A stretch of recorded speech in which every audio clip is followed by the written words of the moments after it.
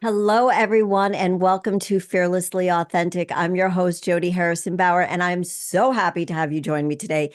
This is a biggie because we don't talk about this subject very often, and it is a subject we need to talk about. So if you are new to the show, welcome. This is the show where we educate you, empower you. I think there will be some entertaining a little bit today, nothing risque, but we do think we're both kind of funny and inspire you to live your most fearlessly authentic life. Because what the heck are we doing here if we're not trying to do that every single day? And my guest today is going to help you wrap your head around some fears about money and how she has built a multi-million dollar business, and we're going to get into all of the details. So remember to rate, review, and subscribe. We have a 5-star rating. I just found out we're like top 5% global rating, and it's wonderful. So welcome to the show, Tiffany Carter. Hey, well, that doesn't surprise me. You have the gift for gab. I love chatting with you. I know. I never thought that I did, We but could talk for like 10 hours straight, probably. we could. We're those people that are very I hate to coin anything, but like we're introverted, but we can talk to anybody, right? Exactly. For those of you who do not know who Tiffany is, I am going to tell you who she is.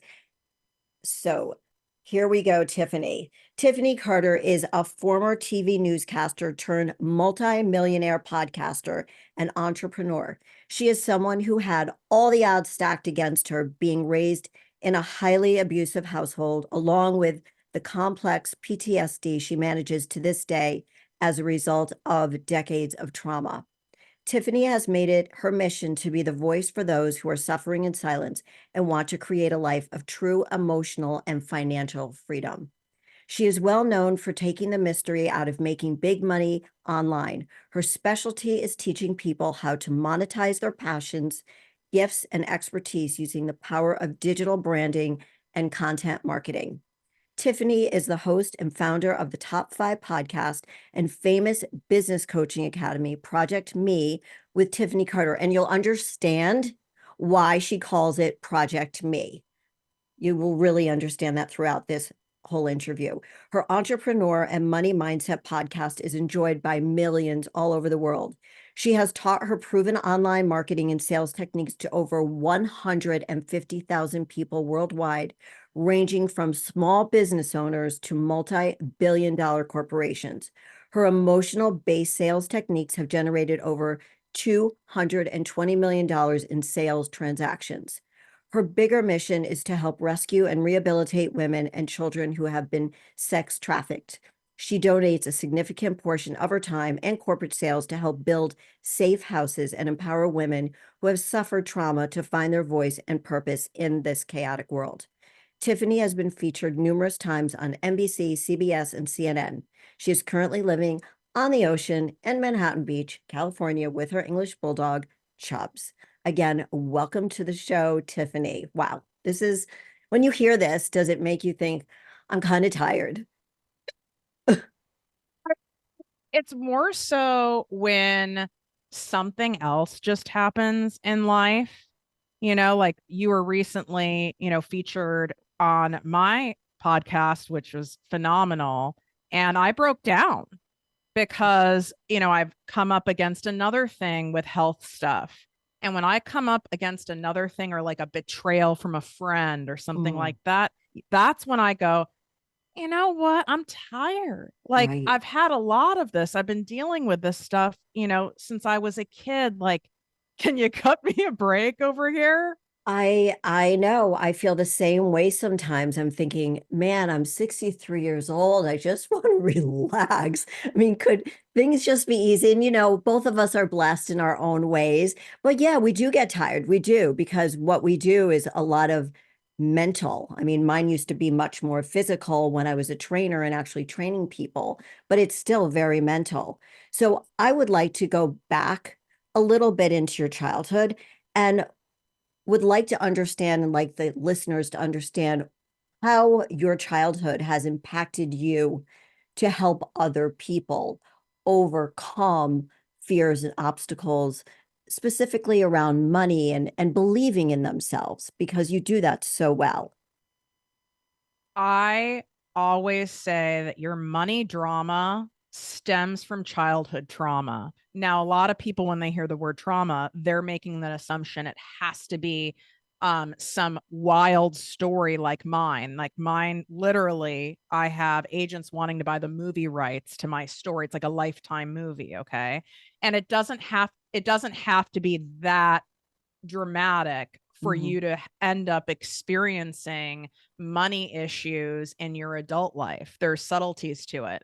But with my story, and I'm pretty blunt about it, I usually like saying, like, here's a little trigger warning, Yeah. because it is pretty traumatic.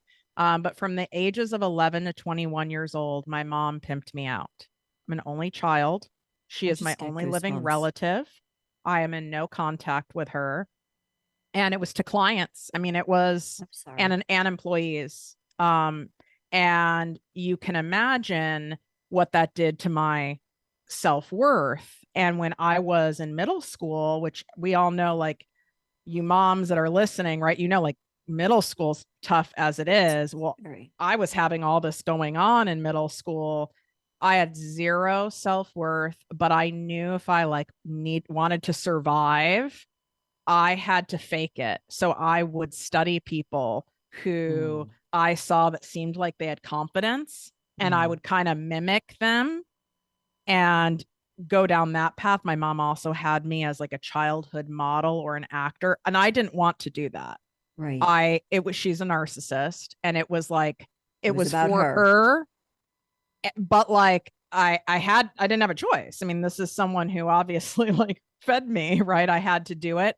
So there was lots of weird, complicated stuff going on. And the part that always blows people's minds when I talk about money, because most of the people's books that you read, first of all, most of them are men that talk Yes. about money stuff. I'm not saying there Yes. aren't some women, and most of them are rags to riches stories. Hmm. I grew up homeless. Ah, da da da da da da. I did not. I grew up in North Shore, Chicago. Shout out my Jews. Love my Jews. If it wasn't for you guys, I would have not had any nurturing growing up.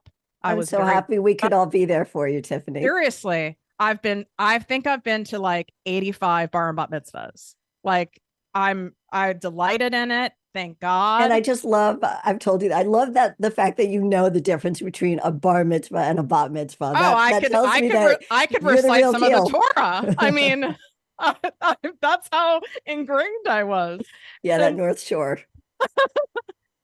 so in that uh, in that zone of being raised in that area, for those of you maybe who aren't familiar, we can use like some cities in LA as an example because people know Beverly Hills. So it's like the Beverly Hills of Chicago is what I was raised in. So this was a wealthy community.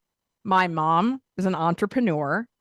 My parents were divorced when I was 4. My mom went through man after man after man. So a lot of people think, well, you grew up with money, you grew up with quote unquote privilege, Right. so you wouldn't have any like money issues show up. No, what did money get tied to for me? Money was dangerous. Yes. Money was actually evil. Bad things happened when you were a business owner.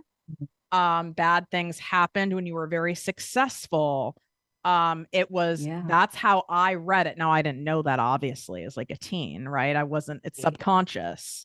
And it came up later in life. Also, my mom taught me verbally and through her actions, as everyone who's listening was taught things about money, just how your parents operated, what they commented about, like the neighbors. Oh, look at Joe, got another new car, I bet he can't afford it, or little digs, and or like Yes. weird vibes during like tax season or bill paying time. So there's things that are nuanced in there that we're Hmm. not necessarily aware of.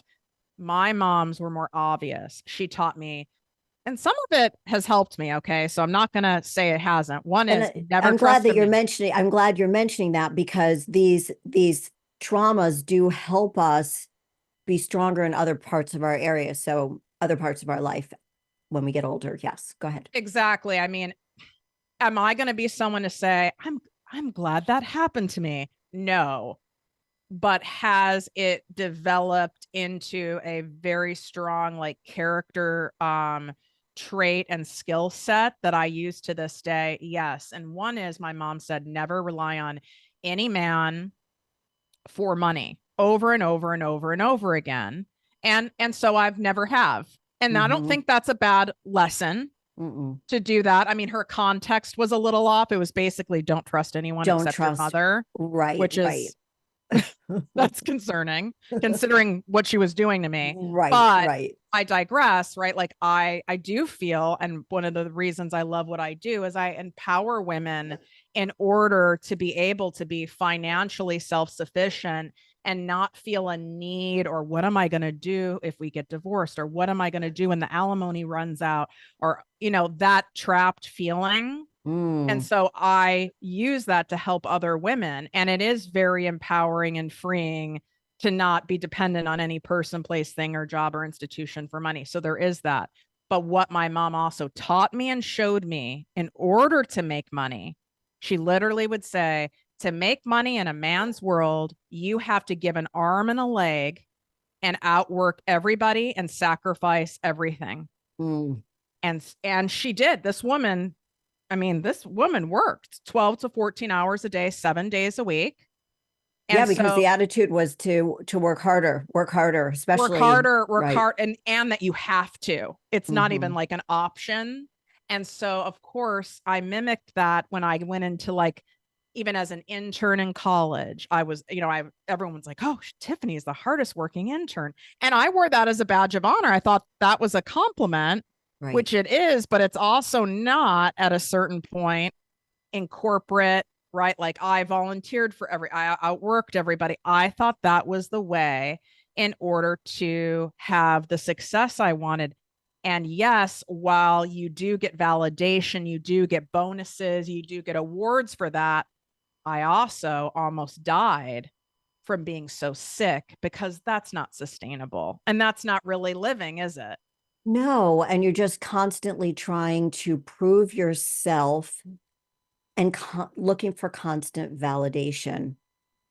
And I think many women do that. I know I can relate to that very much so in a different context, but I was always, as the oldest of three girls, I always just wanted to, not that my parents argued very much. I mean, they had their arguments like most parents do, but I just wanted to keep everything quiet and peaceful. So as the oldest child, I like made sure that I obeyed the rules and that I did well in school and I dated the right people and, went to the right college and those types of things.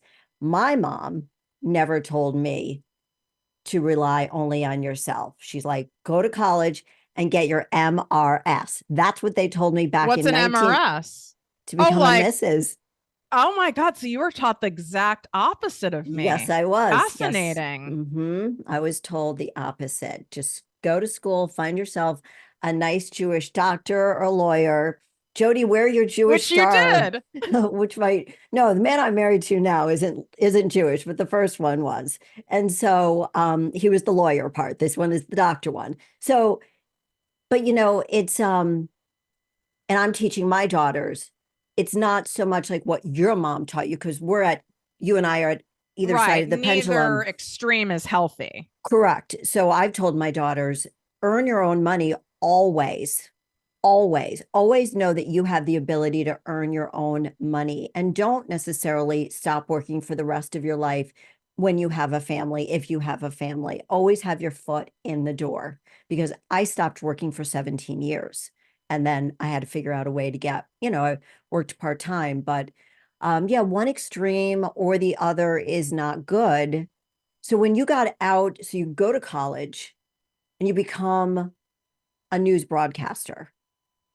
And what drew you to that? What was your money story in your head at that point? How were you feeling about yourself? I thought I had self worth. So Mm, if someone had ever said to me, even if it was, a therapist, right? When we have a self-worth issue, I would have been angry and I would be like, I'm very confident. So I was in complete denial because I had to create this it's called the false self. So I had to create a persona, but I didn't know it was a persona. I thought it was me. It really wasn't me. It's kind of like false bravado. Right. Well, you mentioned that when you were in high school, you were looking at people who were confident and you're like, okay, I'm going to be like her. So And it then, became me, but mm, that it wasn't genuine because obviously what was really going on inside didn't match.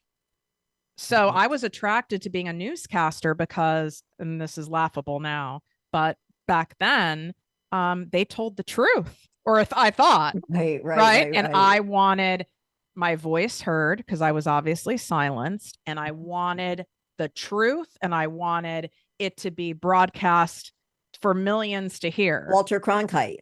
You were And going to I've be, interviewed Walter Cronkite and read, when he put that last book out before he passed. And wow. that was one of the people I was like, this is what I want. I was so attracted to that.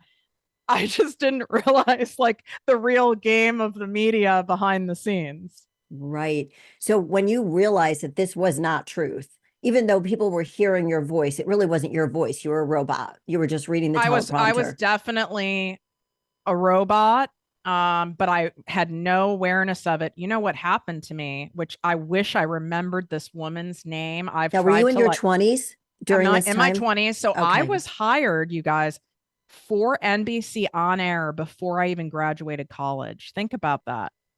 And the funniest part is then I became the nationally syndicated parenting reporter. Do you remember Parenting Magazine? So Yes. they had Yes. a news segment. I still don't have children.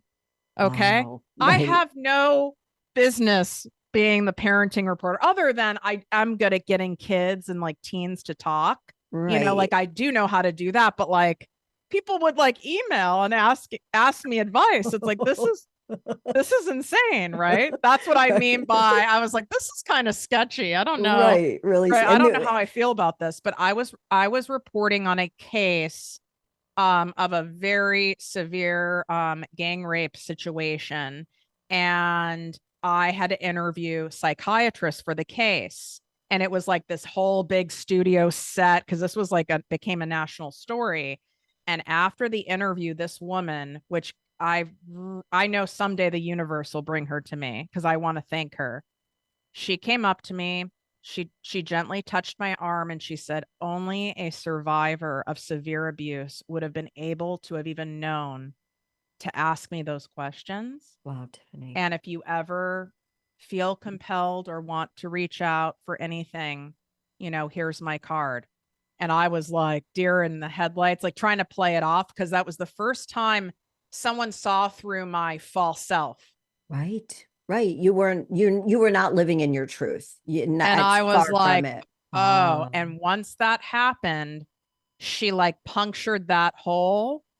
That's when I started unraveling internally, where I was like, I cannot be in this news business. I'm going to have a meltdown on the air. Like, so Wow. I was unraveling because the denial, right? The denial was pierced. Right. So were you getting help? So was this the first acknowledgement that, okay, somebody has seen my true self. This is really fucking me up right now. I don't know. I don't know how else to live because I've been living this false person. And so did you seek help or just, did you isolate? What did you do? I tried to stuff it with Okay. all the things, right? Yeah. I share often on my podcast, I'm a former exercise addict, which is a form of an eating disorder. Hmm. So, like 4 hours a day at the gym, workaholism, going to clubs on the weekend, binge drinking to where I'd like pass out. I'm not an Yeah. alcoholic, but I would do that like partying Yeah. type behavior. I was Everything trying was too to extreme. exactly, I was trying to stuff. It's like a ball in a pool, and I was trying to hold that ball, like keep it pushed down, keep it Yeah. under the water.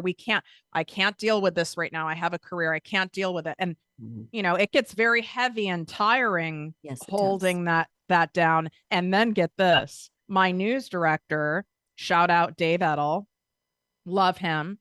He he is a well-read man and had a double major in psychology. There's a book that you may have read um, called Toxic Parents. It's very famous. It's Okay. an excellent book. He got the book, highlighted in yellow highlighter, opened a page, and left it for me. Wow.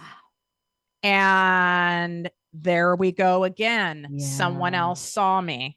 Yeah. And this time it was a male. So that made it Yeah. even, and someone who I respected this first woman, but like, this is someone who's This my is someone you boss. knew, right? This is someone who Yeah. knew you well. And was my mentor and right. Mm. And I went, oh my God. And then I started unraveling further. I did not go get help then.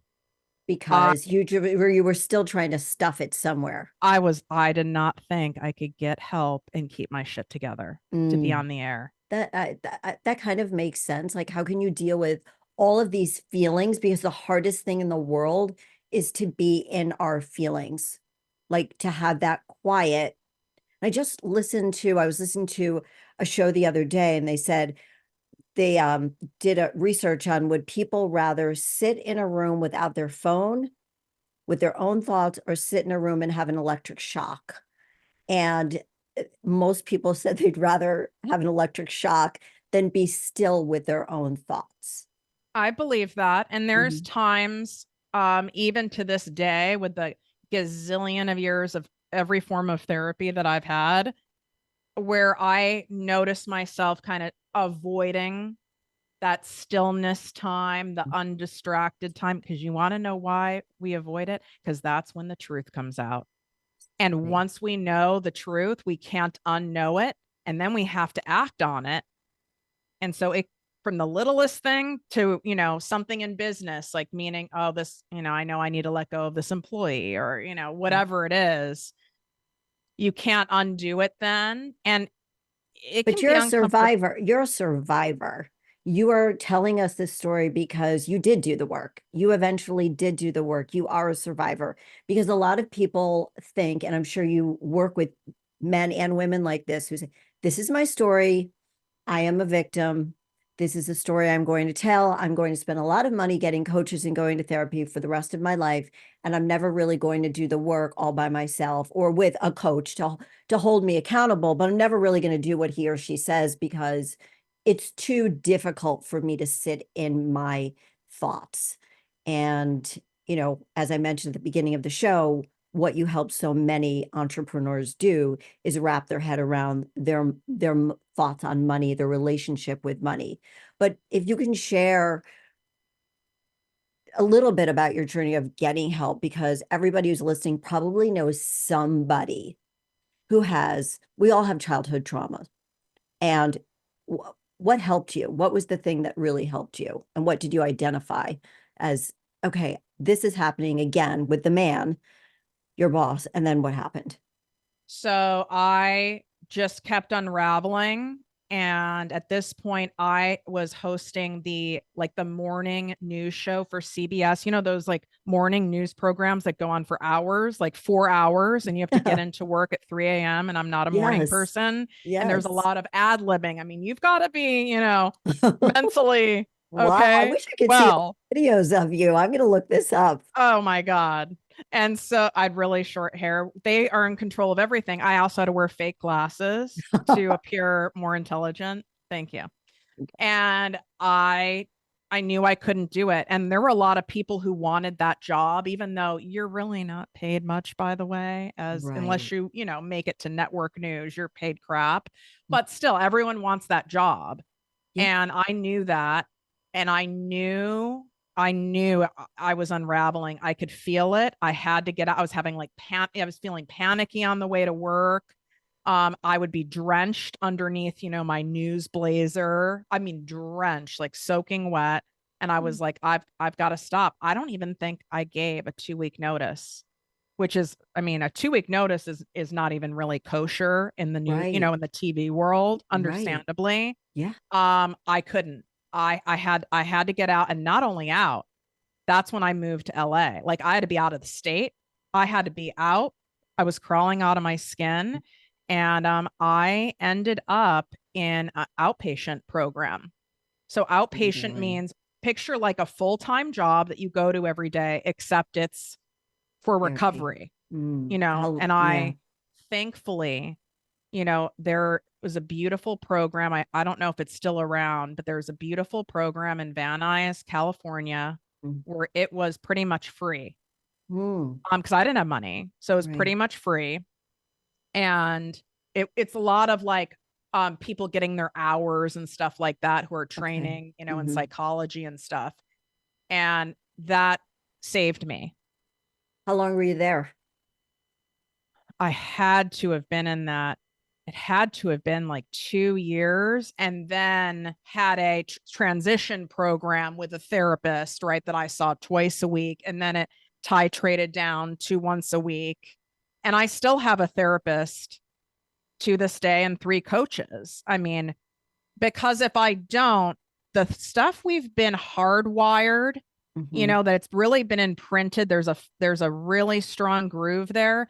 To think that that's not your default setting, if you're not being, I don't mean hyper vigilant with it, but if Hmm. you're not being intentional, you're going to go back to your default setting, whatever It's that so is. easy to do that when it comes to past traumas and and unhealthy relationships, whether it's you're attracted to being in a toxic relationship because you have issues based on the way you were raised and or money issues or whatever they are. But how did that trauma relate to you wanting to help people with money? Because I know so you left that job, you got help, and you wanted to be, I'm going to work for myself. I'm going to become an entrepreneur. Is that how it happened? How it went down? On TV to picking up dog poop and piss on Ventura Boulevard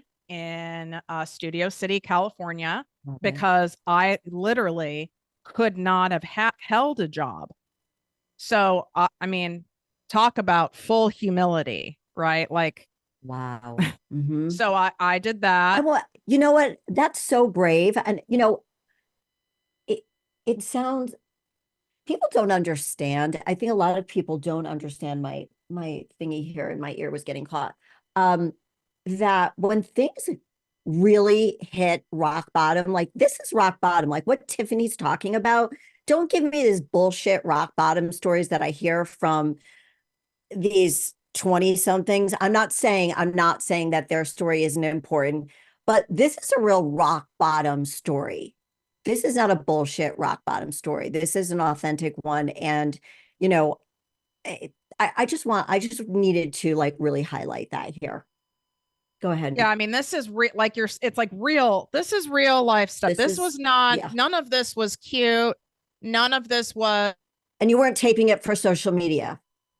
a trust fund, and no shame to anyone who has one, but like this wasn't that. This was, Mm, I was trying to stay alive. yeah. That's what this was all about. Yep. And as I got better, because of being so humbled to do the work, which, if you're in a rock bottom moment now, you're in a spot where nothing is working, you're being tested at every level. It can feel like it's happening to you, but the reality is it has to happen, because real change only happens out of pain. When we're doing kind of okay, when we're kind of like, we're not really happy, but we're not miserable, still, it's not enough.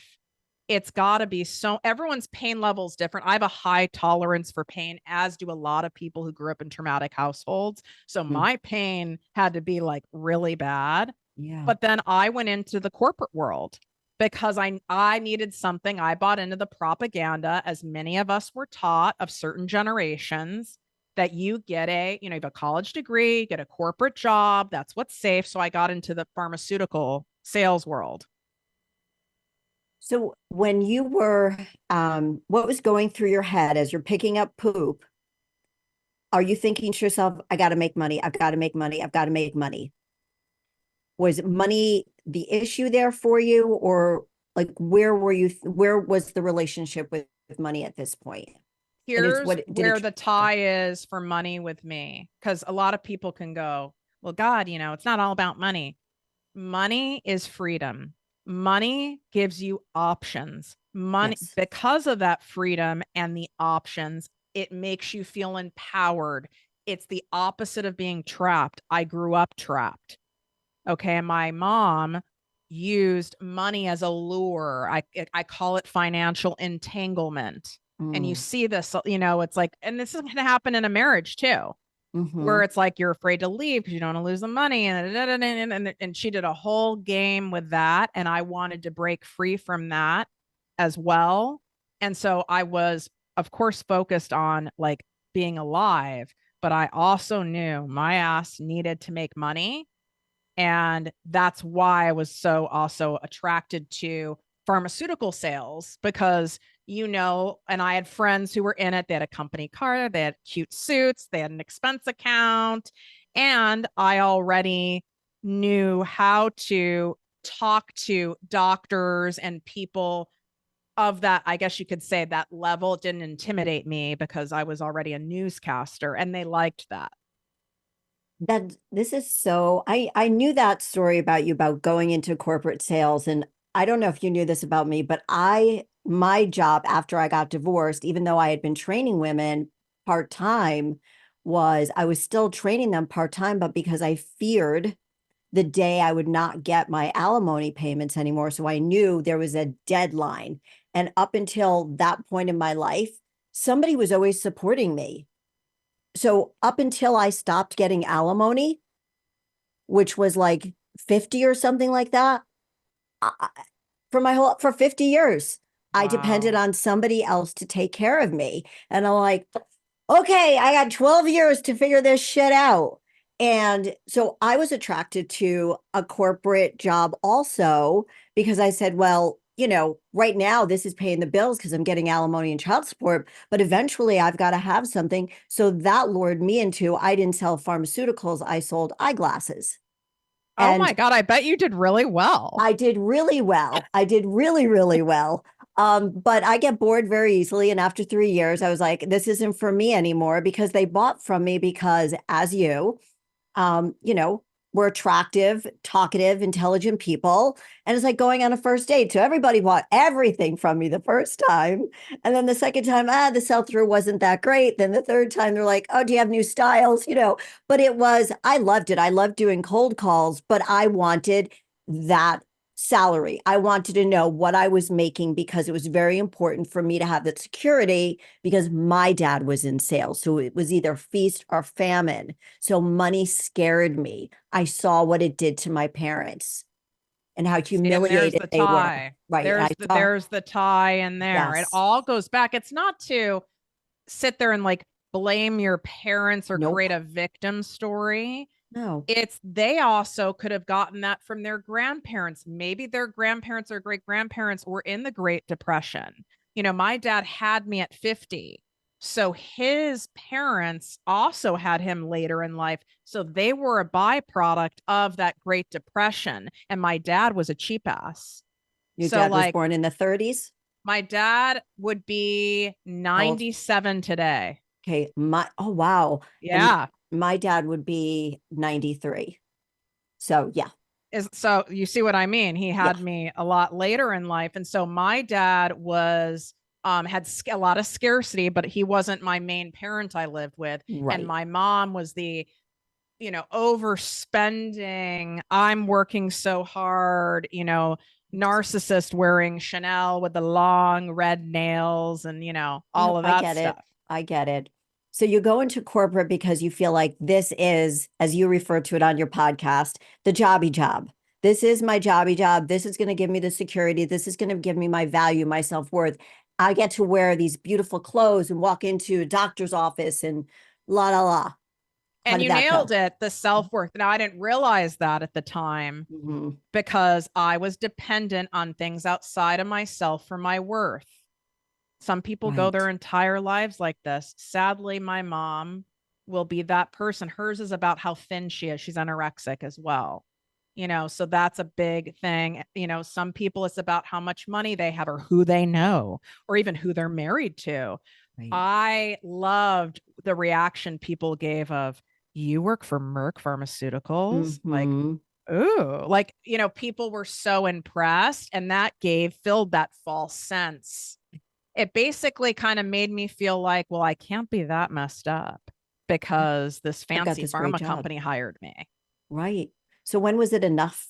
When did you decide that it was enough? When I was climbing the corporate ladder there and I kept banging my head on the glass ceiling, and Yeah, no one in that particular industry is going to hire realistically a woman past a certain level. It's not going to happen. right, It would be it's very rare case that you reach a certain level. And I was making so much money for these companies. I had territories that were $100 million, and I was like, I'm getting a micro scrap of it. right. And I had a great business minded doctor, which you know is rare. Mhm. That's a small Yes, percentage, yes. and I appreciate him. And what part of my job, right, is wining and dining these docs. At Hmm. that time, that was very much a thing. Right. And he was like, he's Italian guy. He's like, what are you What doing? are you He's doing? like, why are you not like doing this for yourself and like getting more of the profits? Like, Mm, and I was like, well, who's going to hire? Why would someone hire me? Like, hire me for what? He's like, well, you're already doing for free, which is helping everyone get more qualified patients and marketing their offices and their services. And I was like, you think people will pay me? He's like, there's one way to find out. wow. He saw We that in meet you people along the way. If to we show us. slow down enough to really look at it, whether you're reflecting on it Hmm. or you make a point of being present in your current life, Jody and I met for a reason. You Hmm. know what? Hmm. Look at all the billions of people in the world, right? And Right. it's like this particular doctor's a famous dermatologist, right? He happened to be in my territory. We hit it off. I love my Italians, my Jews. Like I just like that personality type, right? And Yeah. we really hit it off. And it's like you have these people that give you those gems, and it can happen in one conversation can change your life. Mm. And so it began. And so I did. So you wanted to help. What was your, when you left and he said, you've got this skill set already? Like, okay, I'm going to go out there and I'm going to kill it. And I'm going to make my own money, just like my mom told me I needed to. I'm never going to be dependent on anybody, which is great, but not when it's blocking you from relationships and blocking you from joy and fulfillment, you know. So how did you start helping? What was the first thing you did to start? Where did you feel you can help people the most? And what do you do? And what led that to what you're doing now? Well, I was still operating in total scarcity, and I was terrified to be an entrepreneur Can you because of mention what when you're saying scarcities for everybody listening, you're referring to your mindset? my mindset is. Just it's like it's the what if this doesn't work? Who am I Mm, to do this? I didn't go to Harvard like my mother did. Like I'm right. not the most book smart person, and I'm not organized, and like who's going to pay me that? Like all of those thoughts, I had all of that. Plus entrepreneurship did not look attractive to me, understandably No, what I no, grew up with.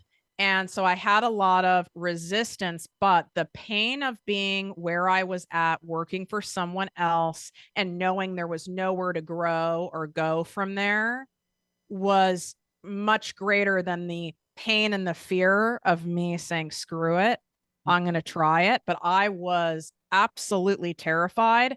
I was so terrified that, like, I made sure I did something that was in my wheelhouse at the time, which I still have this company to this day. It's doing medical marketing for health supplement companies, doctors, medical groups in order to grow their business, get more qualified patients, digital marketing and branding in that unique sector. Because in that world, as you know, mm, you have to be very careful how you market. It's highly regulated. So I'm right. well known in that world. I still have that business. Wow, I didn't know that. So sometimes you have to start one thing, whatever that may be, whether it's writing a Hmm. book, you doing your podcast, like you have to start one way and then it leads to something else. There weren't podcasts back then. No. There were like weird, creepy dudes who did like ham radio in the Right, basement. right, right. But that was Like that was that weird. would There have was been considered sketchy if you did something like that. I mean, when I got divorced at 42, there was no social media. People read newspapers and they listened to AM, FM radio, I think satellite. I listened to Howard Stern. I think he was on um, Sirius, or I don't know, whatever satellite it was back then, but that was the extent of it. Yeah. And so you had at least maybe some social media back then, but I'm not No, sure no, that there was not still because Facebook didn't come out. You like can correct me if I'm 2012. wrong. Oh, I think Facebook, no, that was Instagram. Facebook, I think, was 2006, 7.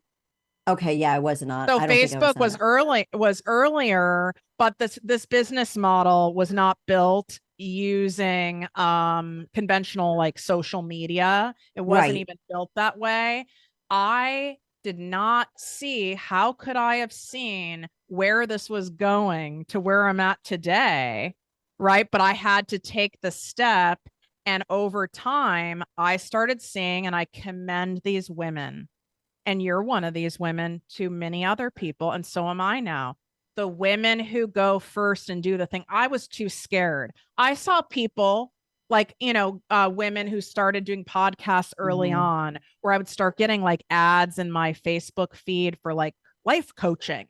Right. And I remember watching these women. I was like, oh, that's weird. What does that mean? Like, Mhm. I didn't get it. And then once I got it, I was like, that sounds kind of cool. Like, I obviously love talking, I love broadcasting. Like, I know that production world. Maybe I could do it, but I've back again went into the scarcity thing. Who am Mm. I to do that? It's not like I'm a celebrity. There was already Tony Robbins, like Zig I Ziglar, used all to I these used to people. watch Tony Robbins all the time when I couldn't sleep, and back in 2000, 2001. So how do you take somebody, now you're like this multimillionaire coach who's helping others wrap their head around scarcity mindset, building a growth or an abundance mindset, wrapping their head around the fears that they might have around money, and how do they build wealth? The number one thing that I tell people, and it's what I wish I knew when I started, would have saved me a lot of money and time, is you've got to be doing the mindset work and the inner work in combined with the strategy and the practicality of actually making the money. Like, if that's something you desire to do, whether it's you want to bring in an extra like $1,000 a month, or you really want to build something, whatever it is, you've got to be doing both at the same time. Otherwise, you'll sabotage, even if I do the whole strategy for you, right? Like, I mean, and you know this, like Mhm. your mind will get so in the way that you'll sabotage any strategy, right? So you've got to be working on that stuff first, which is why I came out with a self-paced program called Make More Work Less, designed to get to the root of your money blocks, your money noise, and transform it into what I call is getting into the abundant zone. If you're not in the abundant zone, you're not thinking clearly. How could your creative energy come through? You would never have started your podcast if you were stuck in scarcity, right? Right. Right. That doesn't mean you weren't scared or nervous. Right. Do it scared anyway. You know, do it scared. But sometimes that fear, and I talk about this on the show all the time. I'm a self-proclaimed recovering scaredy cat. I was always afraid. That's why when you heard the intro and we were both smiling, because we know each other quite well at this point, is that yes, I used to be afraid to take risks, and my whole life changed. And it sounds like that's what happened with you too. But wrapping your head around, like for me, so many things don't scare me, but because I had this weird relationship with money, like some people have with food or with exercise or relationships, um, I was like, I don't need, let's just not talk about money. Like it'll come. I have always the mindset it will come to me, but I really didn't know how it was working because as I said, I always had somebody supporting me until I was 50 years old. I So mean, it's very common. A lot of people, when something feels like too much, they don't know where to start. It feels scary. It feels uncomfortable. They were taught that, especially women, it's not polite to talk about money. That's considered, as right. my mom and her fake rich person accent would say, that's gauche. to talk. I mean, who says this word? It's amazing. Oh It's my God, your gauche to mother and talk my about mother would have money. gotten along. Amazing, right? And it's Right, like, right. so people were taught it's not polite. You don't Yes. talk about money, da da da. And so then then it becomes this big thing, much bigger than it needs to be.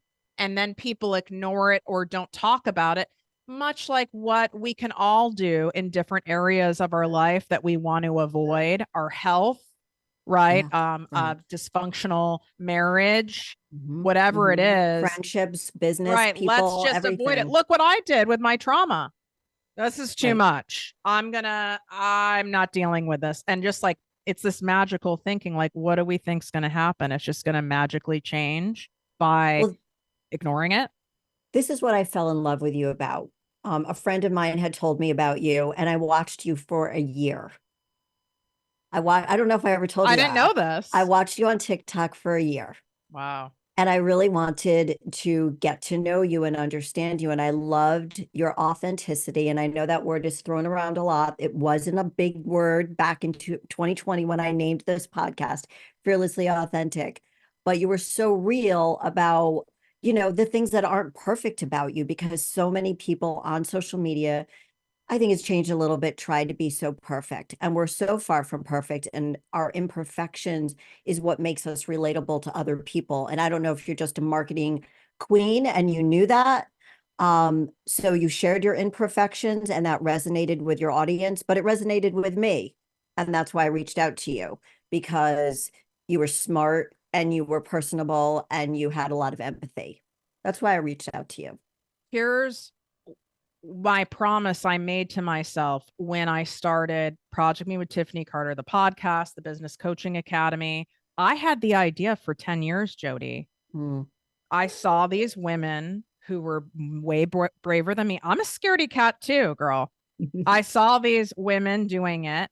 And then I was in my head. And then remember when like the big mommy blogging era happened? Like everyone had a blog. And Right. then I I think was I like, was going through, I'm gonna yeah, I be a think I was going through blogger. my divorce during then. So I didn't know anything. I didn't even know what a blog was I then. was like, Yeah. I'm going to be a blogger, and then I was like looking at this stuff and I kicked the can down the road. 1 year turned to 3, turned to Mm. 5, turned to 10 years, Wow. and there was no, at that point, I was making exceptional money in my business. So it wasn't that I didn't have the money to start. Mm. It wasn't that I didn't have the time. I'm a professionally trained journalist. So it's not like I didn't know what the hell I was doing. It was all fear, was all of this other stuff. And it wasn't until I was approaching my 40th birthday and I went, oh my God, I've had this dream on my heart. I even had the name and everything Mm. for 10 years. I go, I can't do this. I've got to do this. This is horror. It was horrifying to think I was going to let more time go by and not do it. And I I know this. was terrified and I just did it. So what can you tell everyone listening right now if you are afraid? I have a story similar. I shared it with you also, that, I waited too so long. And I remember when I met you, you're like, snap, snap, let's go, Jody. Like, what are you doing? What are you doing? And so, what can you tell everyone listening right now if you are scared, if you've had this thought, what is the first step they can take? You're not going to like it, but I imagine you listen to this show, you're going to be told things you need to hear, not just what you want to hear, because we need that in our lives. You've got to spend more time with yourself and in silence and in quiet, undistracted time.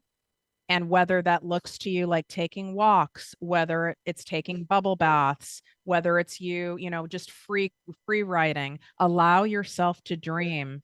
What is it you would love to truly do? And maybe you don't know because you've stuffed it for so long or you're not sure. Allow yourself to envision and daydream, because the last thing you want to do is go and start to build something that you really don't love. And now you end up trapped again. Now you end up in the same thing. Right. And I would start there and simultaneously unpacking the stuff that you don't even realize is there. It's subconscious. All this stuff around money. And when I say money, it's not just money, it's success. Mhm. wealth, abundance, what all of that means, who gets to have that, who doesn't get to have that, what it means to have that, the dangers of it, all of that. It's so messy in there. And if you It don't start is. to unpack that, you'll truly end up someone who leaves this earth not having at least gone for your dream, something that really excites you. And I think that's sad. I agree because everybody has the opportunity to live their most fulfilling and fun life. I think a lot of us are not having a lot of fun right now. Maybe we're working too hard. I mean, COVID threw us into a tizzy. It was a long time ago, and everybody was working hard and making money. And then things slowed down, and then you feel like you're always not rushing to keep up because I'm not trying to keep up with anybody anymore. I'm just trying to do what fulfills me and makes me happy.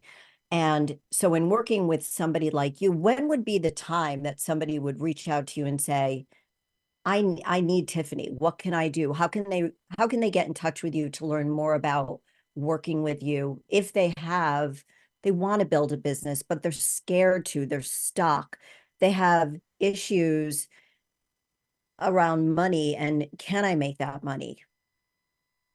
Two things. One, I would say exactly what you said. If you're in a spot like Jody or where I was, where you've had this dream and this thing on your heart, whatever it is, for years, and you're just not doing it, right? Like figuring it out and hoping is not a plan.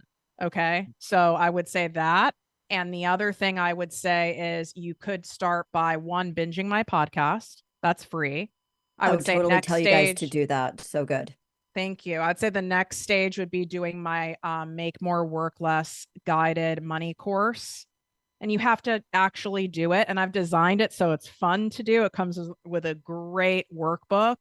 Mhm. And that's going to get to the root and start connecting the dots to you of why you've held yourself back without being mean or shaming yourself, like, or a genuine, like, understanding and self compassion around it so you can move on. And if you haven't felt this in Tiffany's heart today, and I'm sure you haven't, Tiffany, thank you for opening up your heart today. We have 2 minutes left. I can't believe it. I said no break because I just wanted to go straight through. And so you are on TikTok, YouTube, Instagram.